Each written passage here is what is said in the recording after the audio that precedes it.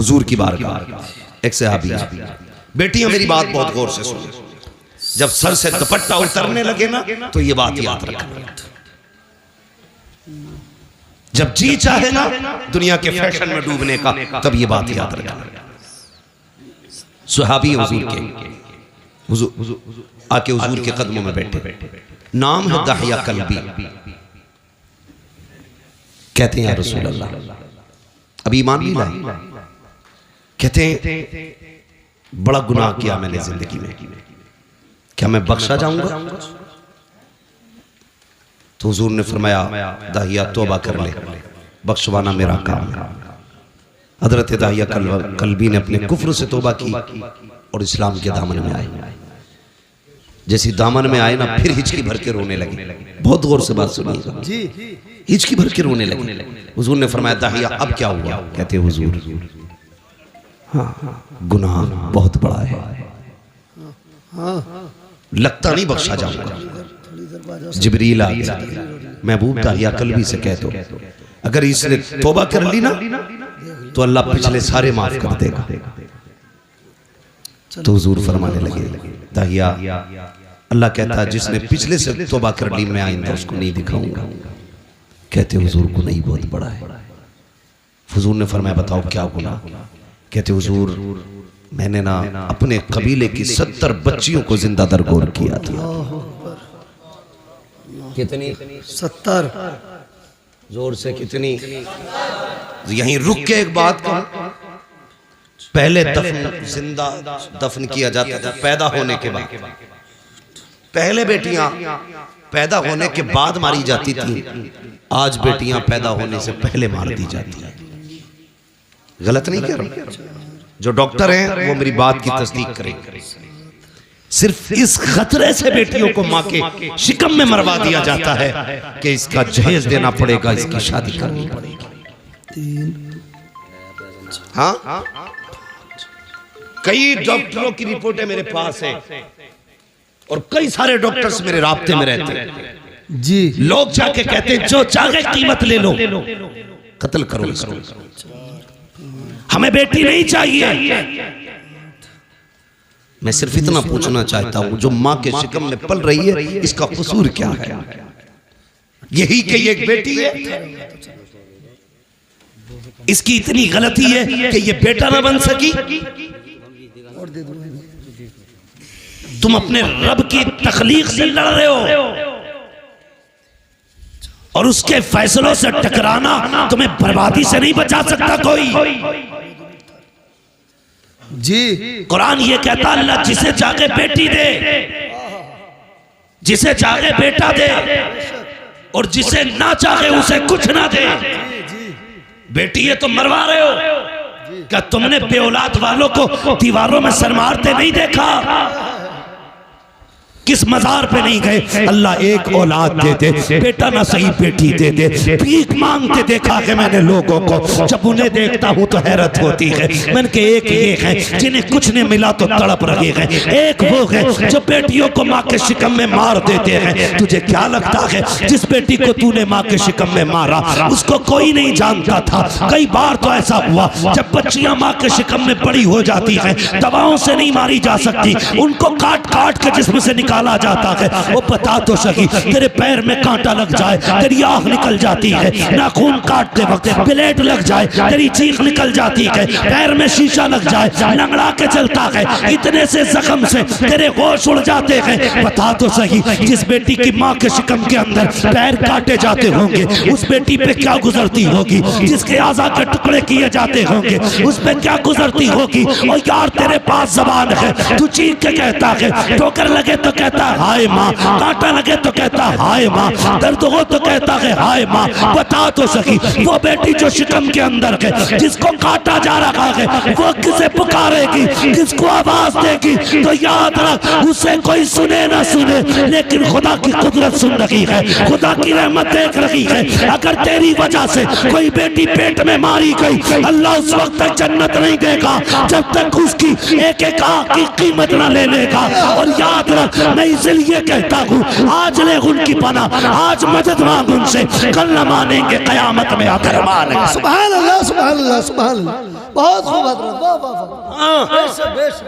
कल भी बेटियां मारी जा रही थी, जी आज भी मारी जा रही है। फर्क है, कल बचपन में मारी जा रही थी, आज निकाह के बाद मारी जा रही है। जी, बहुत अच्छा पैगाम निकाह है, के बाद बहुत अच्छा पैगाम। अभी चंद दिन पहले की खबर है, एक बच्ची को सिर्फ इसलिए निकाल दिया गया घर से कि वो ससुराल वालों की मनपसंद का बेड नहीं लाई, अल्लाह उनकी पसंद का सोफा नहीं लाई थी, उनकी पसंद का सामान नहीं लाई थी। खुदा का वास्ता यार, खत्म करो ये तमाशे, खत्म करो। अगर हम नहीं बदलेंगे ना तो फिर कुछ नहीं बदलेगा। जी बेशक। ये सुन लेना मेरी बात, अगर हम नहीं बदलेंगे तो ये फिर कुछ नहीं बदलने वाला।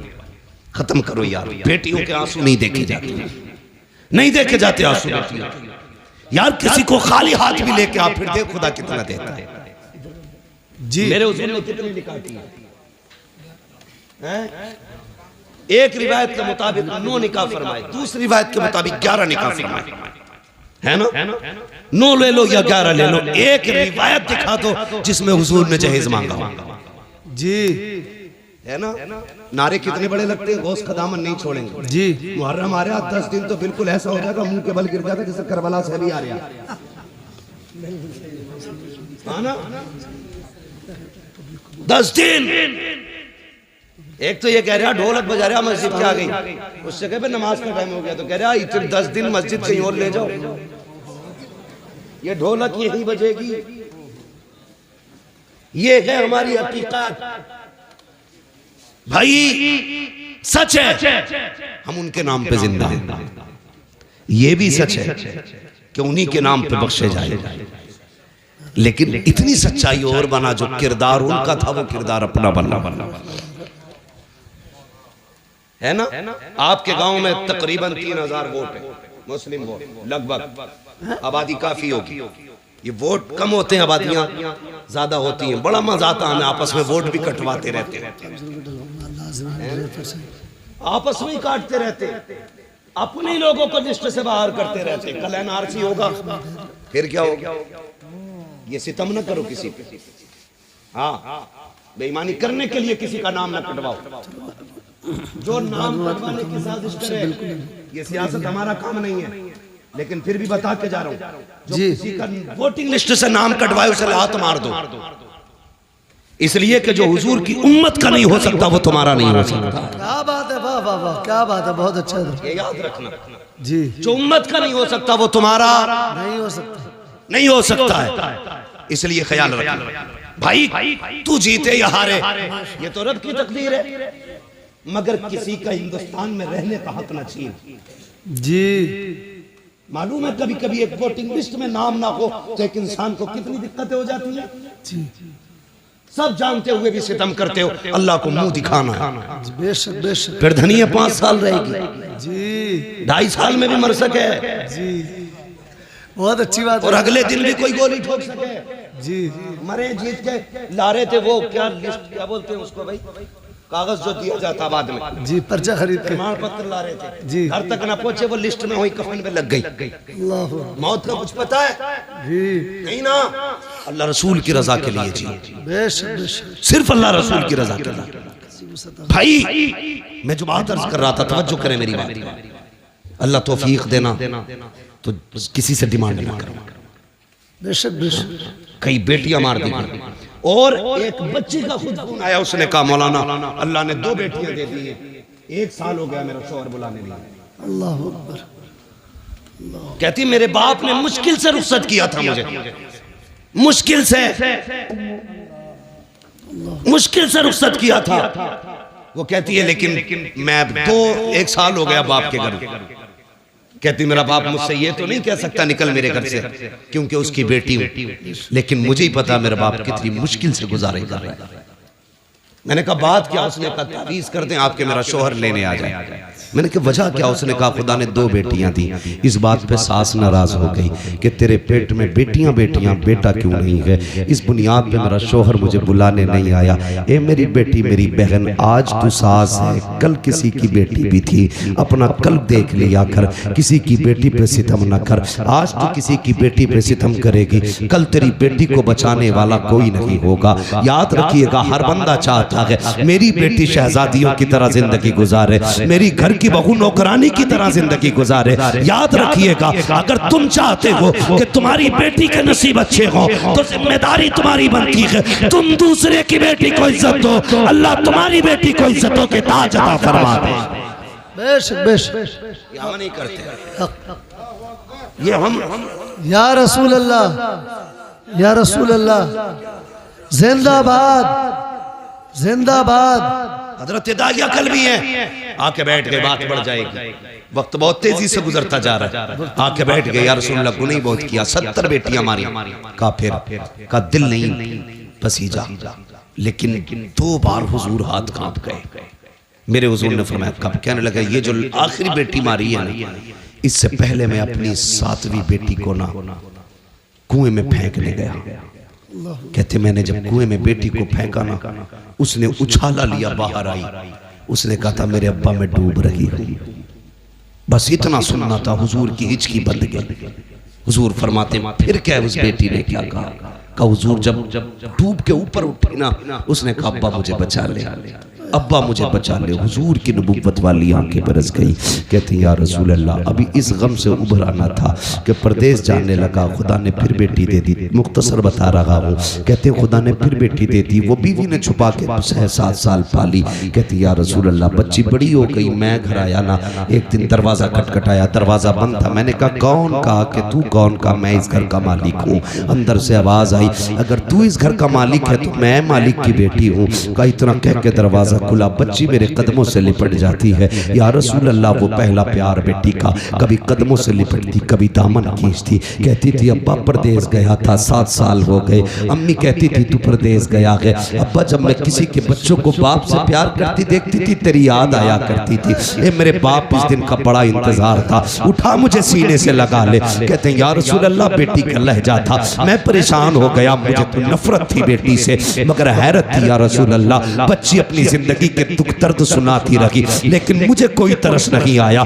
इतना सुना, नबुव्वत वाली आंखें बरसती जा रही हैं। हजरत उमर को जलाल आ गया। कहते दहिया जबान बंद कर, देखता नहीं हुजूर किस दर्द के साथ रो रहे हैं। आका ने फरमाया उमर चुप हो जा। दहिया बता फिर क्या किया उस बेटी के साथ? कहते या रसूल अल्लाह, मैंने बच्ची को धक्का दिया, अपने बिस्तर पे लेट गया। या रसूल अल्लाह, जब रात आई है, मेरी बच्ची मेरे पैर दबाने बैठ जाती है, रात को चादर उड़ाती है। सुबह को या रसूल अल्लाह सवेरे आई, मेरे चेहरे से कपड़ा हटाया, मेरे माथे को बेटी ने चूमा के कहती अब्बा उठ जा, सवेरा हो गया है। यार जो बेटी वाले हैं वो एहसास करेंगे, तुम परदेश से वापस आते हो, सब सो जाते हैं, बेटियां जागती रहती हैं। अगर तुम रात को आते हो, कहती अब्बा ठहर जा, गरम रोटी बना देती हूँ। अगर बेटी कितनी गरीब क्यों ना हो, बाप परदेश से आता है, बेटियां चूल्हे जला दिया करती हैं। मेरा बाप है ठंडा खाना नहीं खिलाना है, मेरा बाप है ठंडी रोटी नहीं खिलाना है। ये बेटियों के रिश्ते बाप से होते हैं। खुदा का वास्ता कभी बेटियों को हकीर न समझना, बेटियों को कमतर न समझना। जो कुर्बानियां बेटियां दे जाती हैं वो कभी बेटे नहीं दिया करते हैं। अल्लाह अकबर। दहिया कल भी कहते हैं या रसूल अल्लाह, बेटी मेरे पैर दबाती है, इतना प्यार मुझसे करती थी, आका मेरे सीने में प्यार जागने लगा, इतना प्यार जागा कि मैं उससे मोहब्बत करने लग गया। अब आका कभी बेटी को कंधे पे बैठाता, कभी सीने से लगाता। एक दिन बेटी कहने लगी अब्बा मुझे कभी मेले लेके जा, कभी बाजार दिखा। कहते या रसूल अल्लाह, मेरी बेटी के इसरार थे। अल्लाह अकबर। कहते एक दिन मार्केट में था, बाजार में था, किसी ने कहा दहिया कहा जी, कहा ठहर तो सही, कितना बड़ा चालाक है तू, अपनी बेटी को बचा के हमारी बेटियां कत्ल करके कितने सुकून से जी रहा है। अल्लाह अकबर। कहते हैं जब हुजूर इतना ताना दिया ना, मैं बर्दाश्त न कर सका, घर आया, शाम का इंतजार करने लगा। जब रात आई ना, मेरी बेटी अपनी माँ के आंचल तले सोई थी। मैंने रात को उठ के आहिस्ता से आंचल उठाया, जैसी माँ की गोद से बेटी को हटाया, वो कुछ कहना चाहती थी, मैंने उसके मुंह पे हाथ रख दिया। या रसूल अल्लाह, मैंने उसे बोलने न दिया, इसी हालत में बस्ती के बाहर लाया। बच्ची कहने लगी अब्बा किधर जा रहा है? मैंने कहा बेटी दावत में जाना है। बच्ची साथ चल रही है। या रसूल अल्लाह, मैं नंगे पैर था, पत्थर पैर में लगा, खून बहने लगा। बेटी ने कहा बाबा तेरे पैर से खून बह रहा है। मैंने कहा बेटी कोई बात नहीं। उसने कहा बाबा जिस रोटी के लिए बाप के पैर का खून बहाना पड़े, हमें वो रोटी नहीं चाहिए। बाबा लौट चलो। कहा लेकिन आका मेरे सिर पे जुनून सवार था, मैं नहीं पलटा, आगे बढ़ा। जंगल आ गया, सूरज निकल आया, रेतीली वादी थी, मैंने मिट्टी हटाई। बेटी कहने लगी अब्बा क्या कर रहे हो? कहा बेटी खेलना है। मेरी बेटी भी साथ लग गई, वो मिट्टी हटाती जाती, मैं भी मिट्टी हटाता। कहते या रसूल अल्लाह, आज भी वो कयामत भरे उसके लम्हे याद आते हैं। कौन से दागिया? काका जब माथे पे पसीना आया, अपने दुपट्टे से उसने मेरा पसीना साफ किया। या रसूल अल्लाह, बेटी नहीं जानती थी ये खिलौना नहीं है, मेरी मौत का खड़ा खुद रहा है। बेटी को ख्याल तक ना था मुझे इसी में दफन किया जाएगा। या रसूल अल्लाह, गड्ढा खुद के तैयार हुआ। मैंने बच्ची को करीब बुलाया, बच्ची आके मेरे चेहरे को देखने लगी। अब आप क्या करेगा? कब मैंने बेटी को धक्का दिया, बेटी गड्ढे के अंदर गई। कहते बेटी मुझे देख के मुस्कुराती रही, वो सोच रही थी ये खेल रहा है, लेकिन या रसूल अल्लाह मैं खेल नहीं रहा था, मैंने मिट्टी डालना शुरू की। बेटी मुस्कुराती रही। या रसूल अल्लाह, मिट्टी पड़ते पड़ते सीने तक आ जाती है। इतना जुमला कहा दागिया कल्बी की जबान कांप जाती है, होठ बंद हो जाते हैं। आका कहते दागिया फिर क्या किया? कहते आका हिम्मत नहीं हो रही है, कैसे बताऊं? कहते बता ना फिर क्या किया? कहते आका जब सीने तक मिट्टी आ गई, बच्ची का दम घुटने लगा। कहती है अब्बा अब बस हाथ रोक ले, मिट्टी ना डाल, अब सांस नहीं आ रहा है, दम घुटने लगा है। आका जब बच्ची ने इतना कहा, मैंने हाथ नहीं रोके, बच्ची के मिट्टी गले तक आ गई। बच्ची को ये लगा कि मैं उसको बचाऊंगा नहीं, हाथ नहीं रोकूंगा। उसने कहा अच्छा एक बात बता बाबा, मुझे मारना चाहता है, कत्ल करना चाहता है। बच्ची ने कहा था ए मेरे बाप, मुझे कोई शिकवा नहीं है, कोई शिकायत नहीं है, बस इतना बता दे अब्बा मुझे कत्ल क्यों करना चाहता है? क्या तुझे मेरी सूरत अच्छी नहीं लगी, या मेरी आदत अच्छी नहीं लगी, या तुझे लगता है मैं तुझ पे बोझ बन जाऊंगी? ए मेरे बाप, तुझे लगता है मैं खिलौने मांगूंगी? अगर तुझे ये लगता है मैं तेरे ऊपर बोझ बनूंगी तो मेरे बाप तेरी बेटी वादा करती है यहाँ से निकाल ले, मुझे मौत ना दे, मुझे निकाल के छोड़ दे, मैं किसी गरीब के छप्पर में गुजारा कर लूंगी, कभी तेरे सामने नहीं आऊंगी। ए मेरे बाप, अगर तुझे मेरी सूरत अच्छी नहीं लगी तो मेरे बाप मुझे निकाल दे, कभी तेरी नजरों के सामने नहीं आऊंगी। ए मेरे बाप, अगर तुझे लगता है मैं तुझसे रोटी का सवाल करूंगी, सारी जिंदगी फाके से काट दूंगी, लेकिन रोटी नहीं मांगूंगी। ए मेरे बाप मुझे निकाल ले। जब बोलते हैं मैंने नहीं रोका हाथ, उसने कहा था बाप अगर कत्ल ही करना चाहता है तो बस इतना बता तेरी बेटी का कसूर क्या है, मेरी खता क्या है? कहते आका उसने इतने जुमले कहे, मैंने मिट्टी डालना शुरू की, बच्ची ने हाथ उठा दिए, आसमान की तरफ निकाह गई थी, होठ हिलने लगे। मैं सोचने लगा ये क्या कह रही है, कहीं बददुआ तो नहीं कर रही है? कहते मैंने कान करीब किए तो वो कह रही थी ए मेरे मालिक बता तो सही, हमने सुना कि कोई तेरा महबूब आएगा, वो आएगा तो बेटियों को जिंदगी मिलेगी। ए मेरे परवरदिगार, अगर बेटियों को जीने का अधिकार नहीं है तो जिंदगी क्यों दे रहा है? और अगर जिंदगी दे रहा है तो बता बचाने वाला कब आएगा? आका कहते हैं उसी बच्ची की सदा पर लब्बैक कहते हुए 12वीं तारीख को अब्दुल्ला के आंगन में जो ऐलान किया गया था वो कोई और नहीं था बल्कि मोहम्मद रसूलुल्लाह का ऐलान।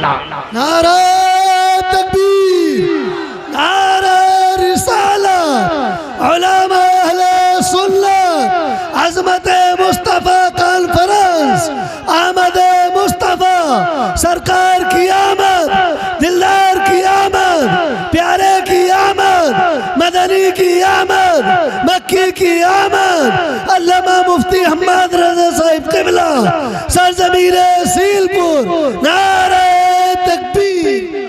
बहुत खूब हज़रत, वाह वाह वाह वाह वाह। फिर तारीख पढ़ी, बहुत अच्छे, बहुत अच्छे। हुजूर आए, बेटी हो मेरी बेटी, अगर कोई कुत्ता तुझे गाड़ी का लालच दे, सोने का लालच दे, लात मार देना, कह देना तू उतना नहीं दे सकता जितना हमें हमारे नबी ने दिया, हाँ, उतना नहीं दे सकता कोई भी जितना हमें हमारे नबी ने दिया।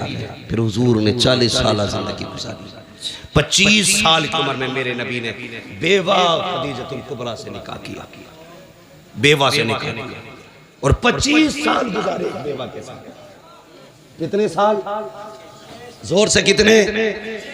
25 साल एक बेवा के साथ गुजारे, और निकाह करके मेरे हुजूर ने बताया था लोगों बेवाएं चिता पे जलने के लिए नहीं होती हैं, बेवाओं को भी जीने का हक होता है। और ऐसा कसम खुदा की हजरत खदीजतुल कुबरा की आप साथ देखें, 25 साल हुजूर के साथ गुजारे, 40 साल में न जब ऐलान नबुव्वत किया और हुजूर कांपते हुए घर आए, कांपते हुए। तो हजरत खदीजतुल कुबरा ने कहा था क्या हुआ? आपने कहा ज़म्मिलूनी। खदीजा जल्दी चादर उड़ाओ, मुझे डर लग रहा है। किस बात का डर? कहा मैंने आज वो देखा जो कभी नहीं देखा। तो हजरत खदीजा के जुमले क्या थे? हजरत खदीजा ने कहा था मेरे महबूब आपको कुछ नहीं हो सकता, आपको कुछ नहीं हो सकता, अल्लाह आपको ज़ाय नहीं करेगा, क्योंकि आप यतीमों का सहारा है, बेवाओं का आसरा। हुजूर आप जिनके घर में कुछ नहीं होता उनके घर आप चूल्हे चलाते, आपको कुछ नहीं होगा। पता चला जो यतीमों के सहारे होते कभी उन्हें कुछ नहीं होता, जो गरीबों के सहारे होते हैं उन्हें कभी कुछ नहीं होता है। कभी तुमने किसी यतीम के सर पे हाथ रखा? कभी किसी गरीब को चादर उड़ाई है? हम तो अगर इज्तिमाई निकाह भी करते हैं तो पहले तमाशे बनाते जी, तमाशे बनाते। एक दिन अखबार देखा मैंने कि यहाँ पे 300 जोड़ों के निकाह हुए। अखबार देखा, कसम से दूल्हे लाइन में बैठे थे, लेकिन दूल्हा कोई नहीं लग रहा था, सारे जनाजे लग रहे थे। हाँ, सारे क्या लग रहे थे? बोलो, जनाजे लग रहे थे। उसकी वजह बताऊं? जिंदगी में 2 मौके होते हैं, जिन 2 मौकों पे सबकी नजर एक ही बंदे की तरफ होती है। हाँ, एक तब जब बंदा दूल्हा बने और एक तब जब बंदा मैयत बने, मसहरी पे लेटे। इन 2 वक्तों में आपने 300 दूल्हा कुर्सियों पे बैठाए, फिर फोटो लिए, गैरत से सबकी नजरें झुकी थी, सबकी नजरें झुकी थी। और एहसास था दिल में, एहसास ये था कि काश हमारे पास भी दौलत होती तो आज इन अमीरों के शौक का तमाशा न बनते जी। हाँ, इनके शौक का तमाशा न बनते, इनकी शोहरत का सबब न बनते।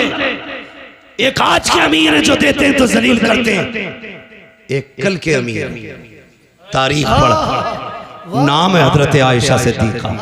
आपने अपने भांजे हजरत अस्मा बिनते अबू बकर के बेटे को बुलाया, मैं ये ले फला घर में चला जा। इतना गरीब रहता है कि उसके घर में कुछ नहीं है कि ये ले जाके उसके घर में रख देना, हाथ में मत देना, रख देना, नाम भी मत बताना। गए, रख के आ गए, आके कहने लगे खाला एक बात समझ में नहीं आई। कहा क्या? ये बताओ नाम क्यों मना किया था? फरमाने लगे बेटे तुम नहीं जानते, अगर कोई बंदा किसी पे एहसान कर दे तो कल अगर कोई अपनी मोहसिन की गलियों से गुजरे तो नजरें झुका के गुजरता है, क्योंकि मुंह खाता है तो आंख शर्माती है कि अगर तू नाम बता देता तो कल अगर वो खदीजा की गली से, आयशा की गली से गुजरता तो नजर झुका के गुजरता। कहने लगे ये तो समझ में आ गया, लेकिन आपने हाथ में क्यों नहीं देने दिया, नीचे क्यों रखवाया? फरमाने लगी बेटे नहीं जानते, हमेशा देने वाला हाथ ऊपर होता है, लेने वाला हाथ नीचे, जोर से लेने वाला हाथ नीचे। बात समझ रहे ना? सारे पढ़े लिखे लोग हैं, है ना भाई जी? सारे पढ़े लिखे लोग हैं। लेने वाला हाथ नीचे, देने वाला हाथ ऊपर होता। उम्मुल मोमिनीन कहती हैं अगर तुम जाके देते तो उसका हाथ नीचे हो जाता, तुम्हारा हाथ ऊपर हो जाता। और आयशा ये नहीं चाहती कि मेरी वजह से किसी मुसलमान का हाथ नीचे हो जाए। क्या बात है, सुभान अल्लाह, सुभान अल्लाह, सुभान अल्लाह, बहुत खूब, वाह वाह वाह। आयशा ये नहीं चाहती कि मेरा हाथ कभी नीचे हो, मेरी वजह से किसी का हाथ नीचे हो जाए। अब जरा बता, जो चादर डाल के किसी को जलील करते हैं वो कौन सा मुंह हुजूर को दिखाएंगे? जो जहेज के नाम पे किसी को जलील करते हैं वो कौन सा नाम उस मुंह हुजूर को दिखाएंगे? जो सेहरे के नाम पे किसी की इज्जतें उछालते हैं वो कौन सा चेहरा हुजूर को दिखाएंगे? और तुमसे भी गुजारिश है, किसी कुत्ते के दरवाजे पे मत जाना, ये देंगे तो जलील करेंगे। अगर जाना हो तो उसकी चौखट पे जाना जिसके देने का आलम ये है, कौन देता है, देने को मुंह चाहिए, देने वाला है सच्चा हमारा। सुभान अल्लाह, नारे तकबीर, नारे रिसालत, उलमा अहले सुन्नत, अज़मत मुस्तफा ताल फरज। 40 साल गुजारे और 25 साल हज़रत खदीजा के साथ। मगर सुने मेरी बहन बेटी, अभी अब जिम्मेदारी के साथ ये बात करने लगा, बहुत गौर से सुनिएगा। 25 साल हज़रत खदीजा के साथ गुजारे हुजूर। कितने? 25। इस्लाम की खूबसूरती देखें बच्चों, तुम भी सुनो, तुम्हें काम देगी बात। मेरी बेटियां खास करके सुने, कितने साल? 25। लेकिन हुजूर फरमाते हैं खदीजा के साथ 25 साल गुजारे, लेकिन कभी कुंजी नहीं बजानी पड़ी। 25 साल कभी कहते हैं दरवाजा नहीं खटखटाना पड़ा। कहते मैं जब आता था ना तो मेरे पहुंचते ही खदीजा दरवाजा खोल देती थी। सुभान अल्लाह, सुभान अल्लाह, सुभान अल्लाह। कहते मैं दोपहर में भी आया, शाम में भी आया, सुबह में भी आया, रात को भी आया, आधी रात को भी आया, 4 बजे 5 बजे। हुजूर कहते तबलीग के बाद कभी भी पलटा। कहते खदीजा को कभी आवाज ही नहीं देना पड़ी, यानी कि बताना चाहते जब तक आ नहीं जाता था मेरी खदीजा सोती नहीं थी। खदीजा सोती नहीं थी। और आज मसला क्या है जी? 11 बजे आ जाओ जी, बीवी सो गई हो, तुमने रोटी ना खाई हो जी, तो कहते उठ भाई रोटी दे दे, कहते हो किचन में रखी है। क्या बात है, क्या बात है हज़रत बाप। मैं कुछ बताना चाहता हूँ। जी जी जी, जाओ किचन में रखी है, लेके खा लो। गरम के टाइम से आते तो मिलती, जैसी रखी वैसी खा ले जी। अब ये बेचारा बीवी थोड़ी लाया था, पहले ही बीवा लाया, क्योंकि बीवा वो होती है जो पिए वाली। जी जी, बीवी वो होती है जो कुरान और दीन वाली होती है। वाह वाह वाह। इसे पता ही नहीं शोहर क्या है। मसला एक और भी है भाई, क्यों उठे ये तुम ही बताओ, क्यों उठे 11 बजे तुम्हारे लिए? तुमने कोई इसे घर में ला के एहसान थोड़ी किया, इसके बाप ने 10 लाख में दामाद खरीदा था। बेशक बेशक। अब नहीं उठेगी वो। जी जी, उठेगा बेटे 3 बजे रोटी 3 बजे तो उठे। बहुत अच्छा पैगाम है, बहुत अच्छा। उसके अब्बा ने दामाद नहीं गधा खरीदा कि जब जब गाड़ी अटकेगी यही खींचेगा। यही खींचेगा। गलत नहीं कह रहा हूँ जी जी, हक बात है हज़रत। पकागा तू जी, इसलिए कि तेरे बाप ने जीभ लंबी करके 10 लाख लिए थे, जी जी जी, वो मौज में खा गई, जी। तो उसके बाप ने गधा खरीद के दिया था। हाँ, जो दीनदार लाएंगे उसे पता है शोहर क्या, तो उठा के कहती उठ कर किचन में ले ले, पानी किधर है खुद देख ले। तो बेचारा उल्टी सीधी खा के सो रहा, सुबह को पेट खराब। ये अजाब है आज की बीवियां। जी और देख खदीजतुल कुबरा की जात, हुजूर आए, सुने हुजूर आए, जैसी हुजूर आए ना हज़रत खदीजतुल कुबरा ने दरवाजा खोल दिया। आका फरमाते खदीजा एक बात बता, मैं कभी खांसता भी नहीं, तुझे कैसे पता चल जा मैं आ गया? अब आपका जवाब सुनो। कहती है या रसूलल्लाह ये तो दरवाजा है, आप पहले वाली चौक में होते हैं ना तो आप वहां होते हैं, आपकी खुशबू मेरी नाक में आपसे पहले आ जाए। सुभान अल्लाह, सुभान अल्लाह, सुभान अल्लाह। आला हज़रत क्या कहते हैं, उनकी महक ने दिल के गुंजे खिला दिए हैं, जिस राह चल दिए हैं कूचे बसा दिए। कहते आप वहां होते, खुशबू यहाँ होती है। कहते मैं आया ना हुजूर के ना माथे से खून बह रहा, माथे से खून, कपड़ों पे खून। हजरत खदीजा ने हाथ पकड़ा, अल्लाह अकबर। कहती मेरे सरताज लगता है कौम ने फिर पत्थर मारे हैं, ये कह के लाई अल्लाह अकबर। बैठाया हुजूर को, आका के अब जुमले सुनना मेरे सरकार के। फरमाते खदीजा बैठी ना तो एक पैर सीधा था, एक पैर सिमटा हुआ था। जो पैर सिमटा था खदीजा ने वो पैर उठाया, उठाने के बाद खदीजा ने उसके नीचे से एक प्याला निकाला। निकालने के बाद कहती है या रसूल अल्लाह आपका जरा दामन उठाइए। हुजूर फरमाते मेरा दामन उठाया, खदीजा ने पत्थर बंधे हुए थे। अल्लाह अकबर। खदीजा की आंख में आंसू। आपने प्याला लिया, उसमें चंद बोटियां रखी हुई थी। हुजूर फरमाते खदीजा ने मेरी तरफ कर दी। कहते मैंने हाथ पकड़ा, मैंने सबसे पहले बेटियों की तरफ देखा। मैंने कहा खदीजा बेटियां कहाँ हैं? कहा हुजूर ये सो रही हैं। कहते जब मैंने बेटियों की नजरों पे आंखों पे निगाह डाली, आंसुओं के निशान मौजूद थे। मैंने कहा लगता है खदीजा आज फिर बेटियां रोते हुए सो गई हैं, बताओ ना क्यों रोई है मेरी बेटियां? हजरत खदीजा कहती है या रसूल अल्लाह भूखी थी, खाना मांगते मांगते रोती हुई सो गई। अल्लाह अकबर। इतना सुनना था। आका करीम फरमाते हैं खदीजा अगर मेरी बेटियां भूख की वजह से रोते हुए सोई हैं तो फिर ये गोश्त मेरी बेटियों को क्यों नहीं खिलाया? हजरत खदीजा की आंख में आंसू आ गए। कहती या रसूल अल्लाह ए आका करीम आप भूख की वजह से इतने निढाल हैं, आपके पेट से पत्थर बंधे गए। ए आका अगर भूख की वजह से हमें कुछ हो गया तो सिर्फ हमारा नुकसान होगा, फातिमा को कुछ हुआ मेरा नुकसान हुआ। आका अगर आपको कुछ हो गया पूरी उम्मत का नुकसान हो जाएगा। या रसूल अल्लाह मेरे जैसी तो कितनी बेटी आ सकती है, लेकिन तेरे जैसा क़यामत तक कोई बेटा नहीं आ सकता। बेशक बेशक सुभान अल्लाह। नारे तकबीर, नारे रिसालत, अज़मत मुस्तफ़ा कॉन्फ्रेंस, आमद मुस्तफ़ा, मुफ्ती हम्माद रज़ा साहिब क़िबला, नारे तकबीर। ये बीवियां होती हैं, बहुत खूब। इन्हें कहते बीवियां। बेशक बेशक कसम खुदा की कहती हमें कुछ हो गया तो कुछ नहीं, आपको कुछ नहीं होना चाहिए। बेशक बेशक। लेकिन आज की औरत कहती है खबरदार अगर मुझे कुछ हुआ मेरा अब्बा तुझे फांसी चढ़वा देगा। जी जी। और उसे बोलना भी चाहिए क्योंकि वो खुद एटम बम है। अब्बा ने चाबी उस दिन खींच ली थी इस बम की जिस दिन रुखसत हुई थी। वो चाबी खींच के फेंकने वाला बोला देखा ना, देखा देखा हमने तो पढ़ा और सुना है। उन्होंने देखा तो खींच के फेंक देते जी। ठीक है ना। तो वही वाला बोला ही अब्बा चाबी खींच लेता, कब खींचता? कहता जा डरिए मत, मोबाइल ही है, कुछ बोल दे कोई, एक बार फोन करिए जी। चाबी लगी है लल्ला आगा 2 मिनट में 3-5 कर दे। जी ऐसे करके बेटी भेज रहे तो बहुत थोड़ी है, फिर बम आ रहा हिम्मत है किसी की बोल जाए। जी जी जी। खुदा के वास्ते बहुत अच्छा। मैं हाथ जोड़ के आपसे करूं कभी भी बेटी को ये कहकर रुखसत मत करना जी कि हम हैं। बेशक बेशक। आप उस पर जुल्म कर रहे हैं। बेटी को ऐसे रुखसत करना जैसे मेरे नबी ने रुखसत किया। क्या बात है, सुभान अल्लाह सुभान अल्लाह। अपनी फातिमा से कहा था फातिमा कल तक मेरी जिम्मेदारी थी, आज के बाद अली की जिम्मेदारी। क्या बात है, वाह वाह वाह। बेशक। मेरी फिक्र मत करना, अली की फिक्र करना। हाँ हर बात में अली की फर्माबरदारी करनी है, इसलिए कि अली सब कुछ है।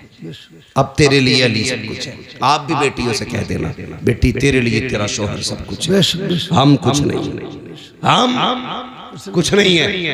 हाँ यही बेहतर है आपकी और आपकी बेटी के हक में, वरना क्या कर लेगा आपका बेटा?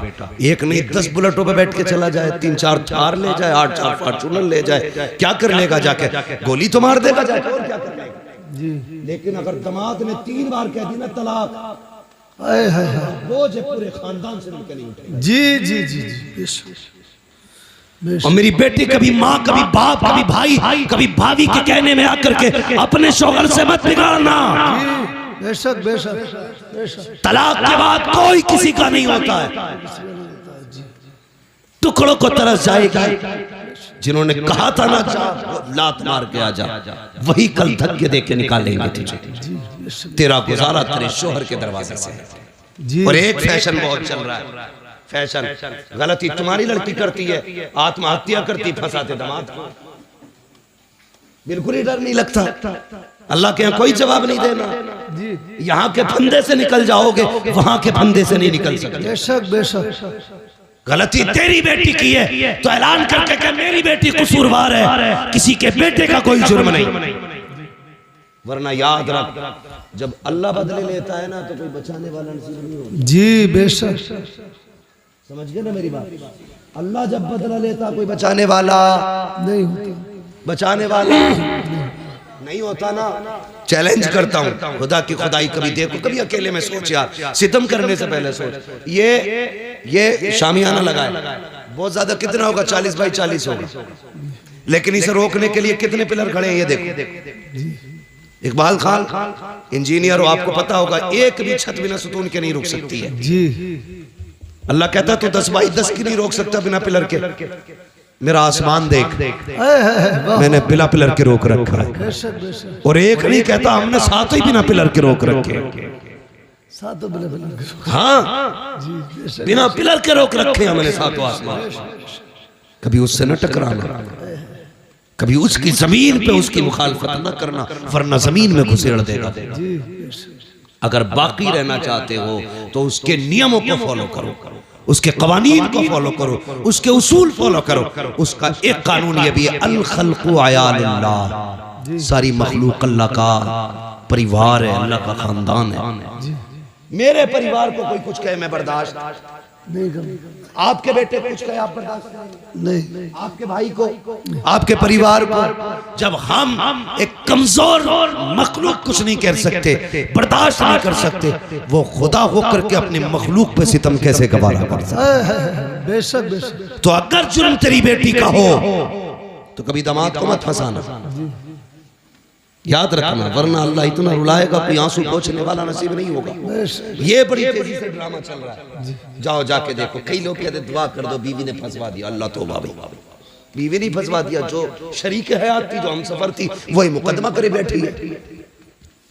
अगर बेटियां ऐसा करेंगी तो कोई भरोसा नहीं करेगा। इसलिए मेरी गुजारिश है, खुदा के वास्ते बेटियों को समझाइए, बेटियों को कनीज़े फातिमा बना के भेजिए, वो तेरे लिए भी जन्नत बनेगी, शोहर के लिए भी जन्नत। बेशक बेशक सुभान अल्लाह। और अगर नहीं समझाओगे तो वो तुम्हें भी जहन्नम में डाल देगी, ससुराल को भी जहन्नम बना देगी। इसलिए जरूरी है मुस्तफ़ा का किरदार अपनाया जाए, निज़ाम मुस्तफ़ा को फॉलो किया जाए। कोशिश ये करे, हमें जवानी कैसे गुजारनी है हुजूर से सीखना है, हमें बचपन कैसे गुजारना है हुजूर से सीखना है, शादी से पहले की जिंदगी कैसी होगी हमें हुजूर से सीखना है, शादी के बाद की जिंदगी कैसी होनी है ये हमें हुजूर से सीखना है, औलाद से कैसे प्यार करना ये हुजूर से सीखना है, पड़ोसी से कैसे हमने हक अदा करने ये हुजूर से सीखना है। और बेटियों, खुदा की कसम बहुत बड़ी जात का नाम लेने लगा हूँ जिसने सिर्फ 25 से 30 साल की उम्र में पूरी कायनात को उसवे हसना दे करके सारी औरतों को मुकम्मल जिंदगी दे दी है। उसी जात को सैयदा तैयबा तागिरा आबिदा जाहिदा हजरत फातिमा ज़हरा कहा जाता है। बेटियों की जिम्मेदारी है हजरत फातिमा ज़हरा को पढ़ें। मेरी बेटी, ये दुपट्टे, ये पैलर, ये घूंघटे, ये तुम्हारे डिजाइन के सूट, ये ड्रामे, ये 4 दिन के हैं। जब मरेगी ना तो ये जो पहन रखे हैं ना तुम्हें 6-6 हज़ार के, ये काट के उतार दिए जाएंगे, उसी सफेद लट्ठे में लपेटा जाएगा जिसमें कीड़े भी आएंगे, सांप भी आएंगे, बिच्छू भी आएंगे। कोई वहां पे हेलमेट नहीं होगा। जी जी हाँ, वहां पे कोई लक्ष्मण रेखा नहीं खींची होगी, यहाँ कोई कीड़ा नहीं आ सकता। ये बाल, ये खाल, ये गाल, ये होठ, ये सारा जिस्म गल जाएगा, कुछ नहीं बचना है। अगर इसे बचाना है तो डॉक्टर इकबाल की बात याद रखना कि मोहम्मद से वफा तूने तो हम तेरे हैं बेशक। ये जहां चीज है क्या लोहो कलम तेरे यार। हर चीज की एक उम्र होती है। जिस तरह सूरज सुबह में छोटा होता है, दोपहर में जवान होता है, शाम बूढ़ा हो जाता है, इसी तरह हमारी किसी का सुबह है, किसी की दोपहर है और किसी की शाम आ गई है। किसी की जिंदगी का सूरज ढलने लगा है और किसी की मगरिब होने वाली है।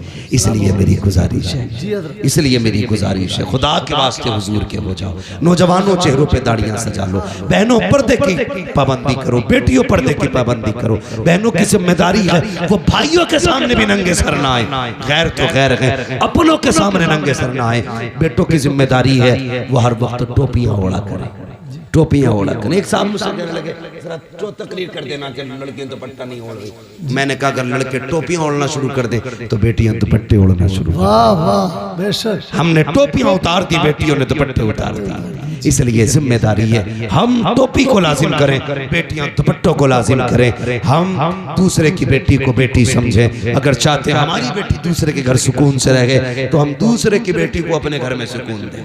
बेशक बेशक। और बेटियों से भी गुजारिश है, चलो बहू बन के आ गई हो, तुम्हें ले ही आए हैं तो तुम कम से कम सितम न करो। जी हाँ, कई सास ससुर रो रहे, मगर मैं भी क्या करूं, एक हंगामा माशर हो तो भूलूं उसको। सैकड़ों बातों का रह रह के ख्याल आता है। एक रात में सारी इस्लाह तो नहीं हो सकती है, लेकिन इतना जरूर है, कोशिश ये करेंगे हमें निज़ाम मुस्तफ़ा फॉलो करना है। बेशक बेशक ठीक है, मुकदमे एक दूसरे के खिलाफ केसेस ये खत्म करो।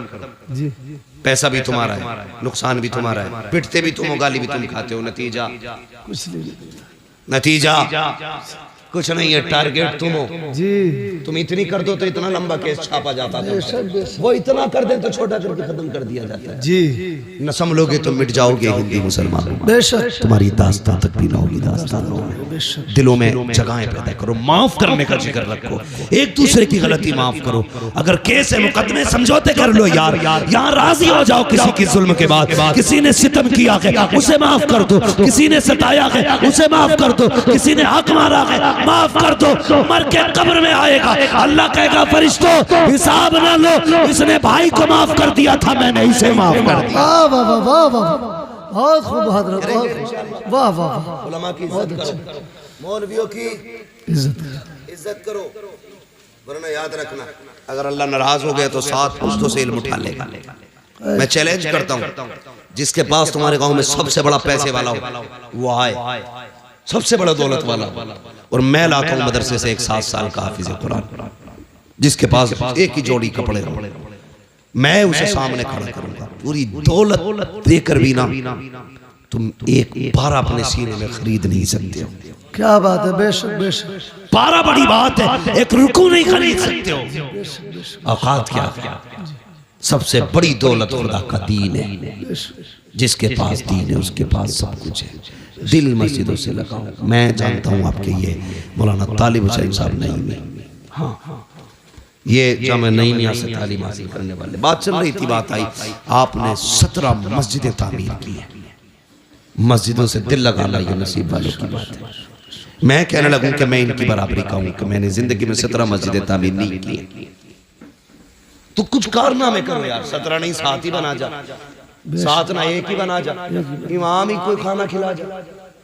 जी जी खाने में भी इतनी मुसीबत है, नमाज पढ़ के निकलेगा और कहेगा इसका ऊँटा हिल गया भाई, कब के सजदे में देखा। मेरी समझ में ये नहीं आता इसका सजदा कैसा था जो उसकी टांगे देख रहा था।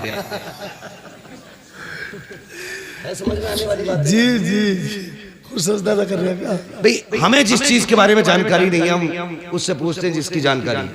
हम धान लगाएं तो किसान से पूछेंगे, इंजन संभाले तो मैकेनिक से पूछेंगे, बिल्डिंग बनाए इंजीनियर बताएगा, दवा खानी डॉक्टर से पूछेंगे। तो हुजूर कैसे मिलेंगे तो मौलवी से पूछेगा कि ना। जी मुकदमे में जाएगा, एक साइन कराने के वकील को 5000 दे देगा, मौलवी को 100 रुपए देता हुआ कह रहा है ना बड़ी तनख्वाह कर दी भाई। बहुत अच्छी बात है हजरत। सोचो कितनी घटिया सोच है हमारी यार। एक इंटरव्यू देख रहा था मैं, एक मौलाना ने दुकान रख ली कपड़े की, उनसे पूछा भाई आपने दुकान क्यों रख ली? कहने लगा ये इमामत लोग कराते हैं, इतना नहीं देते जिससे बच्चों के गुजारे हो जाए। अगर हमारे मौलाना लोग इसी तरह बिजनेस पे जाने लगे तो कल इमाम नहीं मिलेगा तुम्हें कोई। ये इब्तिदा है, और जब फुकदान होगा ना तो जनाजे पढ़ाने वाले नसीब नहीं होंगे। लिहाजा इज्जत करो उलमा की, कदर करो उलमा की, कभी ताने मत देना, ताने मत देना। याद रखना अल्लाह कभी लेके आजमाता कभी दे के आजमाता है, बेशक बेशक दोनों बातें। कभी गरीब करके आजमाता है, कभी अमीर बना के आजमाता है। गरीब करके कहता है दिखाना तू शुक्र करेगा कि नहीं, सब्र करेगा कि नहीं। गरीब सब्र कर ले तो पास हो जाता है, अमीर को दे के कहता अब देखो तू क्या करेगा। अगर वो शुक्र कर ले तो कामयाब है। घमंड करे, ताने दे, किसी को छोटा जाने, अल्लाह कहता आ कब्र में दिखाते तुझे भी तेरी औकात, फिर अल्लाह औकात दिखाते। अल्लाह ताला हमें अपने अजाब से महफूज रखे, हमारे ईमान की हिफाजत फरमाए। अल्लाह हमें उस वक्त तक मौत न दे जब तक हमें कलमे की तौफीक नसीब न हो। अल्लाह हमें अपने गुनाहों से तौबा करने की तौफीक अता फरमाए। हाँ शजरा रह गया, बहुत फरमाइश है। इफ्तिखार भाई कह रहे शजरा भी हो जाए क्या इंजीनियर साहब? बहुत फरमाइश है, सबके फरमाइश है शजरा सुनने की। मैं बहुत संजीदगी से मैंने गुफ्तगू की और करता भी हूँ तकरीर। मैंने आपसे कहा भी नहीं कहा आप सुभान अल्लाह कहो। अरे बहुत लंबा पड़ा तो तवज्जो है आप लोगों की। हुजूर आए, मैंने क्या कहा था? उस जमीन पे आए जहां दिल भी पत्थर के थे, जमीन भी पत्थर की थी, पत्थर की थी। कौन सा जुर्म था जो जमीन पे नहीं था? जी जिना, चोरी, डकैती, माँ बाप की नाफरमानी, बेटियों का कत्ल, बाप को सरे बाजार बेच देना, लोगों पे सितम, गुलामों को जूतियों तले रोंदना, औरतों को कनीज़े बना के बेचना बाजारों में, ये सब आम था। हुजूर ने इतने सितम देखे तो हुजूर सोचने लगे इतने सारी बीमारियां हैं, एक तबीब है, जी एक तबीब है, तो इलाज धीरे धीरे करेगा, बड़ा वक्त लगेगा, बेशक है कि नहीं? जी मिसाल के तौर पे आपका अपना बेटा जी और बड़ा काबिल तरीन बेटा, गांव की शान हो, वो फख्र हो वो गांव का, अचानक वो बाहर से पढ़ के आए, पेट में दर्द उठे, तो डॉक्टर आप हॉस्पिटल लेके जाए, डॉक्टर का इसके पेट में दर्द है, फिर अचानक सीने में दर्द उठे, फिर साथ में दिमाग में दर्द उठे, तो माँ बाप उसकी तड़प देखेंगे तो क्या कहते हैं, डॉक्टर कुछ भी कर मेरे बच्चे को बचा ले।